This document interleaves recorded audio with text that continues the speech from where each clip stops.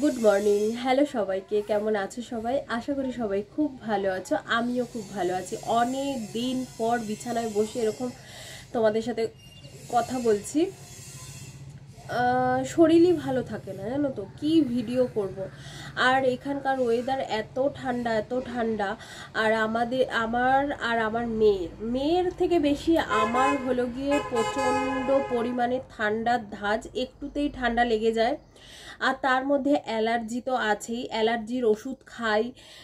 খাবারের মধ্যে মানে যেটা ধরো খেতে ভালো লাগে সেটাই খাওয়া বারণ অ্যালার্জির জন্য। যেমন বেগুন বলো, গাটি কচু, ভেন্ডি, পুঁই শাক, মানে যাচ্ছা তাই, কি করব ভেবে পাই না। তবুও তো মানে খাচ্ছি, আর এদিকে একটা করে অ্যালার্জির ওষুধ খাচ্ছি।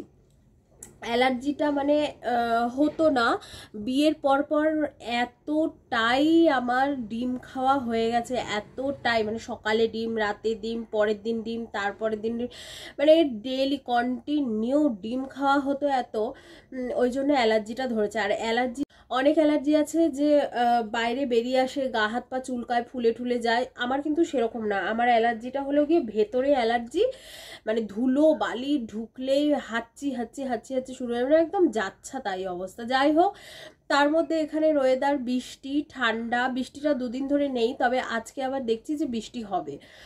তো ঠান্ডা হাওয়া প্রচণ্ড, তারপরে বাইরে বেরোতে ইচ্ছে মানে অনেকদিন হয়তো কোথাও যাইনি, মানে এরকম ভেবে যে যাই একটু ঘুরে আসি, কিন্তু এত বাইরের ওয়েদার ঠান্ডা, এত হাওয়া, তখন আর ইচ্ছে করে না যে গায়ের মধ্যে সেই মানে কি বলবো, সোয়েটার টুপি, মানে বেরোতে হলেই সোয়েটার টুপি একদম মানে বস্তা পরে বেরোতে হবে, এরকম একটা ব্যাপার। তো ভীষণই ঠান্ডা। আজকে 2 মাস 3 মাসের প্রায় কাছাকাছি হয়ে গেল আমাদের ঘরে ফ্যানই চলে না, এত ঠান্ডা, এত ঠান্ডা।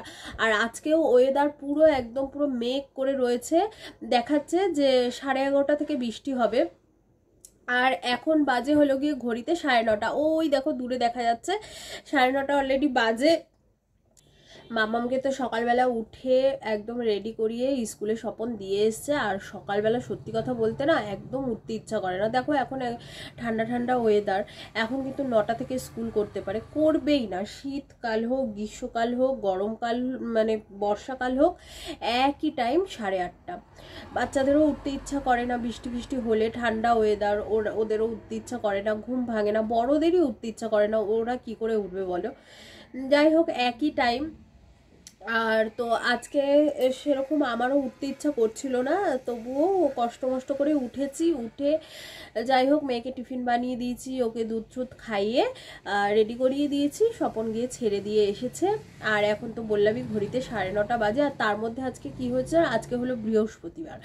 আজকে তো প্রচুর কাজ ঘরে, মানে বৃহস্পতিবার এমন একটা দিন, প্রত্যেক দিনের মতনই কিন্তু ঘরে কাজ থাকে, তারপরেও যেন মনে হয় যে বৃহস্পতিবারটা যেন মানে আরও বিশাল কাজের চাপ, সংসারে যেন আরও কাজের চাপ বেশি। কেন এটা হয় জানি না, কিন্তু বৃহস্পতিবার মানেই যেন সংসারে ভীষণ কাজের চাপ, ভীষণ। তো তার মধ্যে রান্না বান্না আছে প্রত্যেক দিন যা, তারপরেও মানে বৃহস্পতিবার দিনটা যেন ভীষণ একটা মানে কি একটা দিন, কাজের চাপ প্রচুর। যাই হোক, তো এই আর কি। আর এত বাইরে আওয়াজ, মানে জানলার সামনে বসে রয়েছি, গাড়ি যাচ্ছে ওদিকে, ওদিকে গ্রিল কারখানায় কাজ হচ্ছে। যাই হোক, তো বৃহস্পতিবার দেখে কথা বসে বলার মানে বসে কথা বলার একদমই টাইম নেই,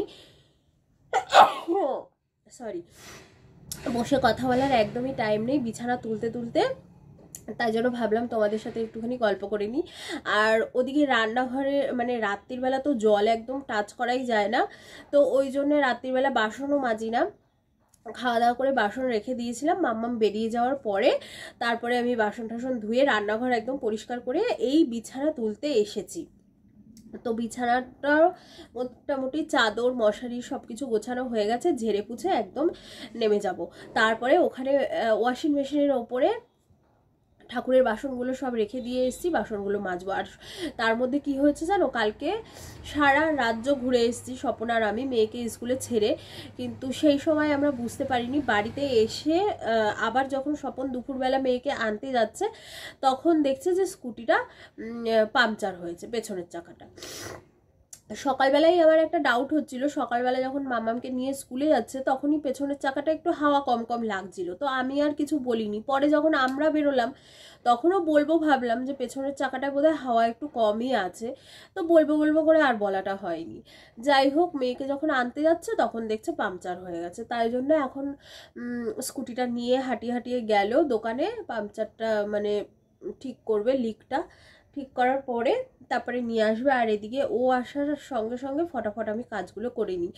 আর তার মধ্যে একদম কাজ করে রান্নাবান্না কাজ করে স্নান সেরে পুজো সেরে তারপরে রান্নাবান্না করার সময় তোমাদের সাথে দেখা হচ্ছে, ঠিক আছে? তো ততক্ষণ চলো দেখতে থাকো তোমরাও আমার সাথে। সেরে বিকেলবেলা গেছিলাম একটুখানি মন্দিরটাকে, অনেক দিন ধরেই আমি মানে লোকেশন দেখে রেখেছিলাম যে এটা কোথায় নিয়ে যাবে, তো ফাইনালি গেছিলাম। যাই হোক, ভেতরে শিবলিঙ্গটা দেখো, এত সুন্দর মূর্তিটা। আর এই যে হরিদ্বার থেকে 10খানা স্টেপ এই ভেতরে করা আছে, তো 10খানা তো পুরো তোমাদের দেখাতে পারলাম না। তো প্রথমে এই দেখো গুহার ভেতর দিয়ে ঢুকে এই যে হরিদ্বারে ঢুকছি আর কি।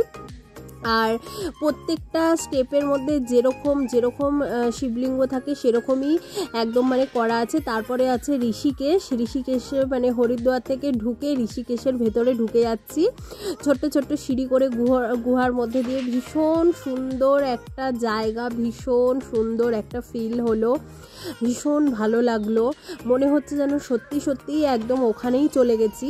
আর পুরো সবটা দেখাতে পারলাম না, তার কারণ লাইটিংটা না একদম বাজে ছিল, মানে ব্লু কালার তো।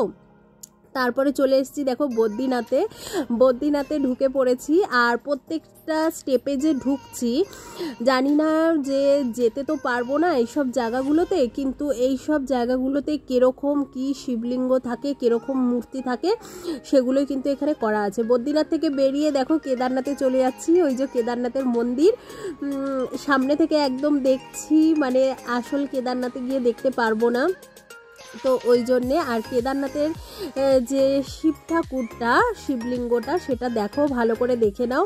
কেদারনাথ থেকে ভালো করে বেরিয়ে এখন চলে এসেছি আমারনাথে চলে এসেছি। আমারনাথে এই দেখো, এইটা হলো শিবলিঙ্গ, পুরো ঠান্ডা বরফ, আর ধরে মানে স্পর্শ করে এত ভালো লাগছিল কি বলবো। যাই হোক, আর এখানে ওর ভেতর থেকে বেরিয়ে এসে প্রত্যেককে এখানে শিবের মাথায় জল ঢালতে দিচ্ছিল, তাই শিবের মাথায় জল ঢাললাম। আর এখানে দেখো মানে অনেক শিবলিঙ্গ রয়েছে, কোনটা কেমনভাবে কোথায় কিভাবে স্থাপিত সেগুলো সব কিন্তু এখানে লেখা রয়েছে। আর আলাদা মূর্তি, আলাদা শিবলিঙ্গ কিভাবে মানে পুজো করা হয় সেটাও কিন্তু এখানে দেওয়া রয়েছে। তো ঢুকে গিয়ে ভীষণ ভালো লাগলো, মনটা একদম পুরো শান্তি হয়ে গেল। আর এটা হলো রামেশ্বরমে তো আমরা কিছুদিন আগেই গেছিলাম, তোমরা তো জানোই, সেই ভিডিও দিয়েছি। তো রামেশ্বরমে শিবলিঙ্গ কেমন হয় সেটাও কিন্তু ওখানে দিয়ে দেওয়া হয়েছে। আর এখানে তো তারপরে দেখো প্রত্যেকটা পাহাড়ের ওপরে ভীষণ সুন্দর করেছে ভেতরটা, না গেলে না পুরো পস্তাতাম।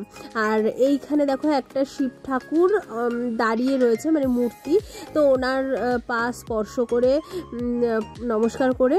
বাইরের দিকটা কিন্তু পুরো এরকম বিশাল বড় একটা শিব ঠাকুরের মূর্তি রয়েছে, আর ওপর থেকে কিন্তু গঙ্গা ঝরছে। যাই হোক, এখানে দেখো সবাই দাঁড়িয়ে রয়েছে, আর এই যে সামনে একটু জল করা আছে, জলের মধ্যে আবার কিন্তু শিবলিঙ্গও আছে। এখানে প্রদীপ দিচ্ছে সবার হাতে করে, প্রদীপগুলোকে জলে ভাসিয়ে দিতে বলছে, তো আমরাও দিয়েছিলাম, ভীষণ ভালো লেগেছে। চলো তোমাদের কেমন লাগলো অবশ্যই জানিও। টাটা।